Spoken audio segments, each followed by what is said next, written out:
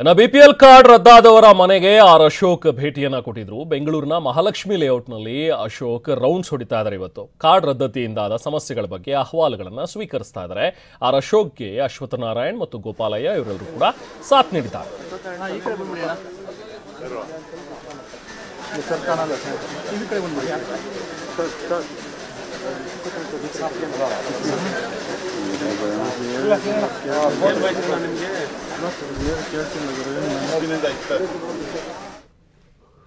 ಅನ್ನ ಕೊಡಬೇಕಾಗಿದ್ದಂತ ಸರ್ಕಾರ ಅನ್ನಕ್ಕೆ ಕನ್ನ ಹಾಕುವಂತ ಕೆಲಸ ಮಾಡ್ತಾ ಇದೆ. ಇದು ನ್ಯಾಯನಾ? ಇದು ಧರ್ಮನಾ? ಸರ್ಕಾರದ ಕೆಲಸ ಏನು? ಅನ್ನ ಕೊಡುವಂಥದ್ದು. ಯಾರು ಹಸುವಿನಿಂದ ಒಬ್ರು ಈ ರಾಜ್ಯದಲ್ಲಿ ಸಾಯಬಾರದು. ಯಾರು ಹಸುವಿನಿಂದ ಸಾಯಬಾರದು.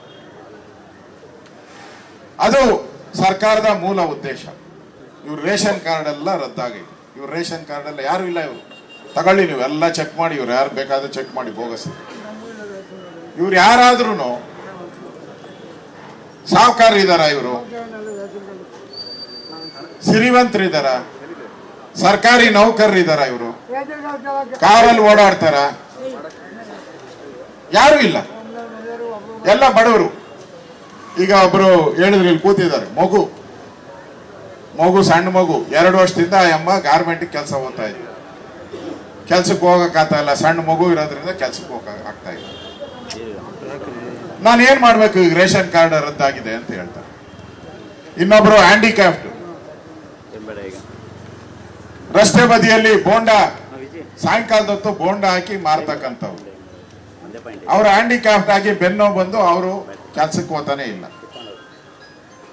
ಇಲ್ಲಿರುವಂತ ತಾಯಂದಿರು ಯಾರ್ಯಾರು ಬಂದಿದ್ದಾರೆ ಅವರೆಲ್ಲರಿಗೂ ಕೂಡ ಇದೇ ರೇಷನ್ ಬರುವಂತ ಅನ್ನದ ಮೇಲೆ ಡಿಪೆಂಡ್ ಆಗಿರುವಂತ ನಮ್ಮೆಲ್ಲರ ನೆಚ್ಚಿನ ಪ್ರಧಾನಮಂತ್ರಿಗಳಾದಂತ ನರೇಂದ್ರ ಮೋದಿ ಅವರು ಇವತ್ತು ಈ ರಾಜ್ಯದಲ್ಲಿ ಗೋಪಾಲಯ್ಯನವರು ಹೇಳ್ತಿದ್ರು 4 ಕೋಟಿ ಜನಕ್ಕೆ ನೇರವಾಗಿ ಕೇಂದ್ರ ಸರ್ಕಾರದಿಂದಾನೇ 5 ಕೆಜಿ ಅಕ್ಕಿಯನ್ನು ಕೊಡುವಂಥದ್ದು. ಇವತ್ತು ಕೇಂದ್ರ ಸರ್ಕಾರದ ಯೋಜನೆಯನ್ನ ತಪ್ಪಿಸುವಂತ ಕೆಲಸ ನೀವ್ ಯಾಕೆ ಮಾಡ್ತಾ ಇದ್ದೀರಾ?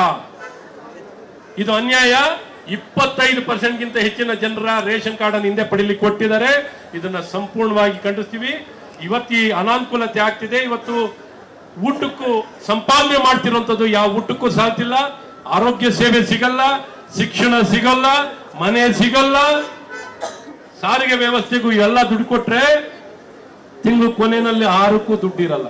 ಇಂಥ ಕಷ್ಟ ಪರಿಸ್ಥಿತಿಯಲ್ಲಿ ಇವತ್ತು ಬೆಂಗಳೂರಂತ ನಗರದಲ್ಲೂ 80%ಗಿಂತ ಹೆಚ್ಚಿನ ಜನಕ್ಕೆ ತಮ್ಮ ಬದುಕನ್ನು ನಡೆಸಿಕೊಳ್ಳಿಕ್ಕೆ ಸಾಧ್ಯವಾಗಿಲ್ಲ. ಹಾಗಾಗಿ ಇಂಥದ್ನ ಬಡ ವಿರೋಧಿ ಆಗಿರಂತ ಈ ಕಾಂಗ್ರೆಸ್ ಸರ್ಕಾರದ ಈ ಪ್ರಯತ್ನವನ್ನು ಸಂಪೂರ್ಣವಾಗಿ ಖಂಡಿಸಿ ಈ ತಕ್ಷಣ ಈ ಹಿಂದೆ ಪಡೆಯುವಂಥದ್ದು ರದ್ದು ಮಾಡೋ